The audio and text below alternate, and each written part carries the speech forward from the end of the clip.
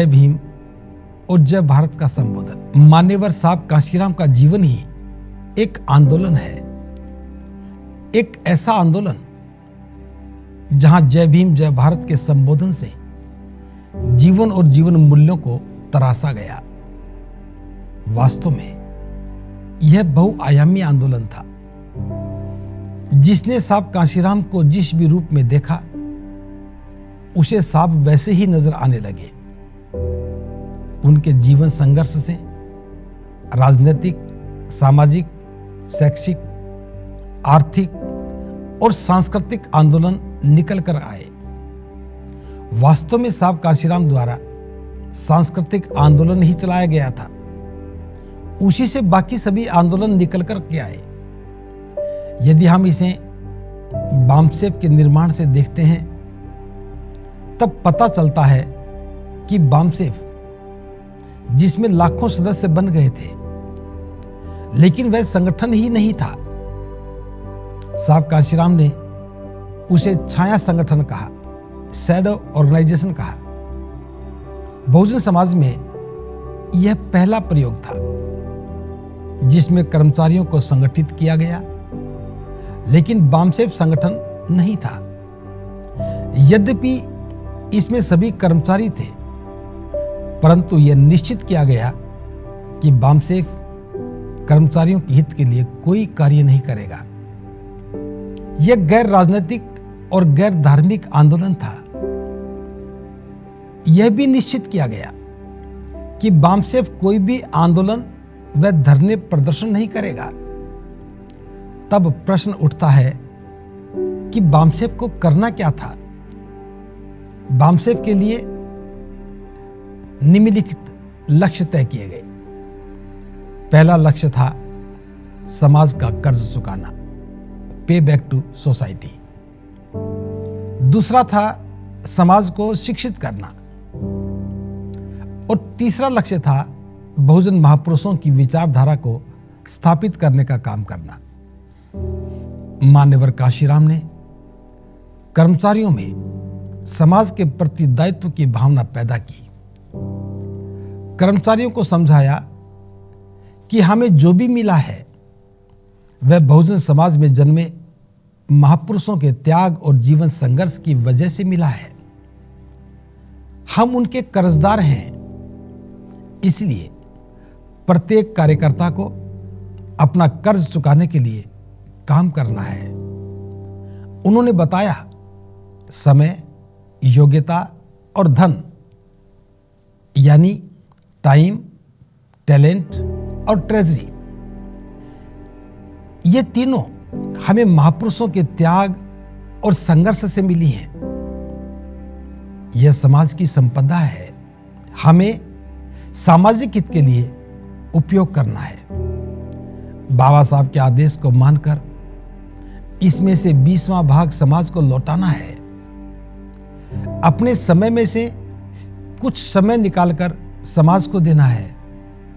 अपनी योग्यता का उपयोग समाज को जगाने के लिए करना है।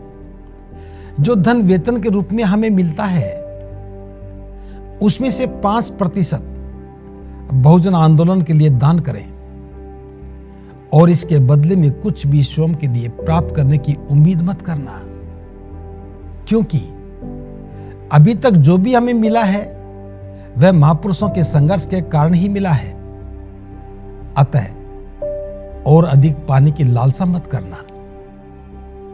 उन्होंने कहा, गांव-गांव, गली-गली जाकर महापुरुषों के जीवन संघर्ष के बारे में समाज को बताना है। इस प्रकार हम समाज को जागरूक करने का काम करेंगे। यह बाबा साहब का विचार कि गुलाम को गुलामी का एहसास करा दो, फिर वह बगावत करेगा और गुलामी की बेड़ियों को काटकर स्वयं आजाद हो जाएगा। यह बहुत महत्वपूर्ण है। इस विचार को गुलामी की बेड़ियों को काटने के लिए शस्त्र के रूप में उपयोग किया जा सकता है। उन्होंने कहा कि समाज जो स्वतंत्र भारत में गुलामी का जीवन जी रहा है, जिसके अपने कोई मूल्य नहीं है, जिसका अपना कोई लक्ष्य नहीं है, उसे जागृत करने का काम करना है। गुलाम व्यक्ति इसीलिए गुलाम है क्योंकि वह जानता ही नहीं कि वह गुलाम है। अज्ञानतावश ऐसा व्यक्ति गुलामी और स्वतंत्रता में अंतर ही नहीं समझ पाता। इसी कारण वह प्रयास भी नहीं करता है। गुलाम व्यक्ति को गुलामी का एहसास कराने के लिए हमें उसे जागृत करना होगा। शेष काम तो वह व्यक्ति स्वयं ही कर लेगा। इसलिए टाइम, टैलेंट और ट्रेजरी यानी कि समय, योग्यता और धन, इसका उपयोग समाज को जगाने के लिए करना है। इस विचार में एक साथ बहुत से बहुजन आंदोलन के नायक, जिन्हें महापुरुषों का दर्जा दिया गया है, उन्हें ढूंढ ढूंढ कर निकाला गया। समाज में व्याप्त जातिगत मानसिकता को समाप्त करने के लिए उनकी अपनी जाति में जन्मे महापुरुषों के बारे में बताया गया। निराश और हताश व्यक्ति को ऐसा लगा कि वह अकेला नहीं है, उसके अपने भी महापुरुष हैं, उनका भी अपना जीवन संघर्ष है। इस प्रयास में एक सबसे अधिक महत्वपूर्ण बात यह रही कि बहुजन समाज ने अपने निजी जीवन की समस्याओं से बाहर निकलकर महापुरुषों द्वारा उठाए गए कष्ट को समझने का प्रयास किया। हमारे महापुरुषों के साथ समाज के तथाकथित सवर्णों द्वारा किया गया अपमान बहुजन समाज के प्रत्येक व्यक्ति को अपना अपमान नजर आने लगा। वह सोचने लगा, मेरे साथ जो अपमान होता है यह तो कुछ भी नहीं है, लेकिन जो हमारे महापुरुषों के साथ हुआ यह तो पूरे समाज का अपमान है। इस प्रकार समाज में व्यक्ति के मन में विद्रोह का बीजांकुर हो गया। मन में उठे इस विद्रोह से अपनी गुलामी की बेड़ियों को तोड़ने का साहस पैदा हो गया। जय भीम जय भारत का संबोधन सामाजिक दासता की बेड़ियों को काटकर मानसिक रूप से स्वतंत्र हुए लोगों की पहचान का प्रतीक बन गया। किसी भी आंदोलन में उद्बोधन और संबोधन के शब्दों का बड़ा योगदान होता है। जय भीम जय भारत का संबोधन बहुजन आंदोलन में अभिवादन का परिचायक हो गया। जय भीम जय भारत का संबोधन जोश और जुनून पैदा करने लगा। परंपरागत रूप से स्थापित शब्द गुलामी का एहसास कराने लगे।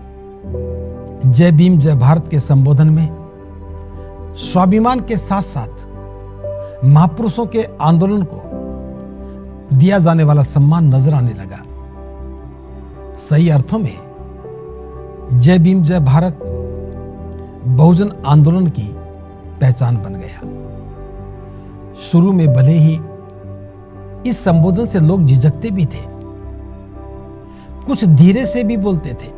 बहुजन आंदोलन के कार्यकर्ता आपस में ही इसका उपयोग करते थे, लेकिन बार बार के उपयोग से यह शब्द सामाजिक मूल्यों में स्थापित हो गया। घर की दीवार और दरवाजों से लेकर बाबा साहब के चित्रों के साथ बनी नई अवधारणा में स्थापित हो गया।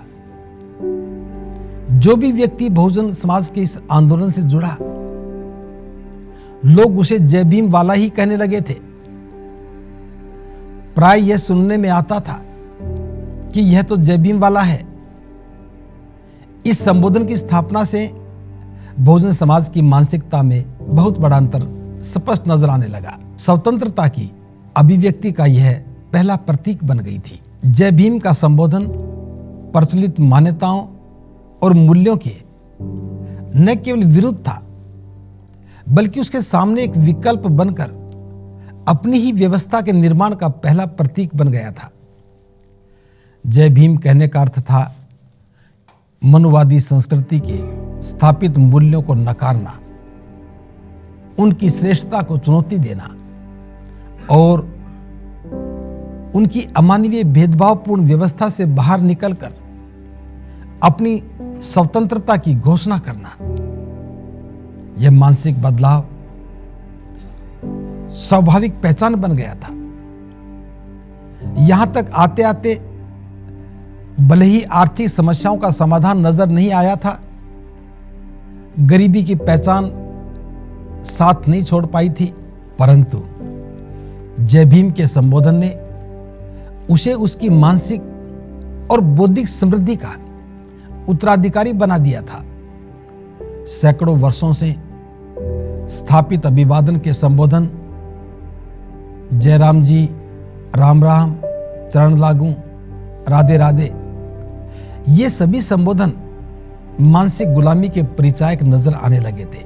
आज जय भीम जय भारत के अभिवादन का संबोधन मनुवाद के विरुद्ध सीना तान कर खड़ा है। जय भीम कहते ही आंखों के सामने पूरा बहुजन आंदोलन नजर आने लगता है। यह केवल अभिवादन का संबोधन ही नहीं है, बल्कि बहुजन आंदोलन का प्रतीक बन गया है। लोग इसे प्रतीक के रूप में धारण भी करने लगे हैं। सामाजिक परंपराओं के निर्वाह में अपनी भूमिका स्थापित करने में सहायक हो गया है। वैवाहिक रिश्तों में सोने की अंगूठी में जय भीम का लिखा होना, जय भीम का गले में पहना हुआ लॉकेट, कार स्कूटर पर लिखा हुआ जय भीम, सामाजिक, धार्मिक और राजनीतिक समारोह में उद्बोधन में जो पहचान स्थापित हुई है, यह अद्भुत है। आज के संदर्भ में हम देख रहे हैं, चाहे लोकसभा हो, राज्यसभा या विधानसभा, सभी जगह यह शब्द सुनाई दे रहा है। बड़े बड़े पुलिस अधिकारी भी संबोधन में जय भीम का उपयोग कर रहे हैं। भले ही इसके उपयोग से चर्चाएं चली हों, अनुशासन के नाम पर आरोप भी लगे हों, लेकिन जय भीम अब न केवल बहुजन आंदोलन की पहचान बना है, बल्कि यह व्यक्तिगत स्वाभिमान का भी परिचायक बन गया है। इंदौर की घटना है। वहां पुलिस बीट पर सूचना देने वाला कर्मचारी केवल जय हिंद या जय महाकाल कहता था। वहीं पर बहुजन समाज के एक पुलिसकर्मी ने जय भीम के साथ सूचना प्रेषित की और विभाग में खलबली मच गई। परिणाम क्या होगा यह महत्वपूर्ण नहीं है, यहां उस व्यक्ति के साहस को समझना है। पुलिस जैसे अनुशासित सरकारी व्यवस्था में उद्बोधन के मूल्यों में अपनी छाप छोड़ना अति महत्वपूर्ण है। भले ही आज जय भीम जय भारत को व्यापक स्तर पर राजनीतिक आंदोलन का परिचायक माना जाने लगा है, लेकिन वास्तविक रूप में यह एक सामाजिक और सांस्कृतिक मूल्य बन गया है। बहुजन समाज के निर्माण में एक नई पहचान बनकर स्थापित हो गया है। एक छोटी सी घटना का वर्णन कर रहा हूं। सन 2000 में मुझे पहली बार नागपुर जाने का अवसर मिला। मेरे साथ एक और भिक्खु था। रात के लगभग 11 बजे हम नागपुर रेलवे स्टेशन पर पहुंचे। हमारे पास न तो किसी का पता था और कहां रुके यह भी सुनिश्चित नहीं था। हम दोनों स्टेशन से बाहर निकलकर थोड़ा आगे आकर मुख्य मार्ग के नजदीक खड़े होकर सोच रहे थे कि कहां जाएं। अनजान जगह पर कोई सहारा तलाश रहे थे। तभी एक नौजवान पुलिसकर्मी हमारे पास आया। उसने हाथ जोड़कर जय भीम भंते कहकर के अभिवादन किया और पूछा, भंते जी कहां से आए हैं? रात को कहां रुकेंगे? हमने कहा, हम पहली बार नागपुर आए हैं और हम नहीं जानते कि हम कहां रुकेंगे। तब उसने कहा, तो फिर चिंता ना करें, इंदौरा बुद्ध विहार में जाकर आप रुक सकते हैं। उसने ऑटो वाले को बुलाया और इंदौरा बुद्ध विहार जाने के लिए कहा। ऑटो वाले ने वहां जाने के लिए 60 रुपए मांगे। संभवतः ये ज्यादा था। उस पुलिसकर्मी ने कहा कि नहीं, ये ज्यादा मांग रहे हो। रात का समय था, इसलिए किराया ज्यादा ही था। निर्णय हमें ही लेना था। मैंने कहा कोई बात नहीं, हम 60 रुपए देंगे। परंतु उस पुलिसकर्मी ने कहा मैं किसी और को पूछता हूं। 3 ऑटो वालों से पूछा, कोई भी इससे कम जाने के लिए तैयार नहीं हुआ। उसी समय एक रिक्शा वाला व्यक्ति साथ में ही खड़ा था। संभवतः वह हमें समझ भी रहा था। उस पुलिसकर्मी और ऑटो वाले के बीच मराठी में हो रहे संवाद को वह समझ रहा था। मैंने कहा हम 60 रुपए ही देंगे और चलो। उसी समय वह रिक्शा वाला हमारे पास आकर बोला, भंते जी मैं आपको छोड़ दूंगा, आप मेरे रिक्शे में बैठिए। हमने उससे पूछा कितने रुपए लोगे? उसने कहा भंते जी मैं जय भीम वाला हूं, आपसे ज्यादा पैसे कैसे ले सकता हूं, आप मुझे केवल 30 रुपए ही देना।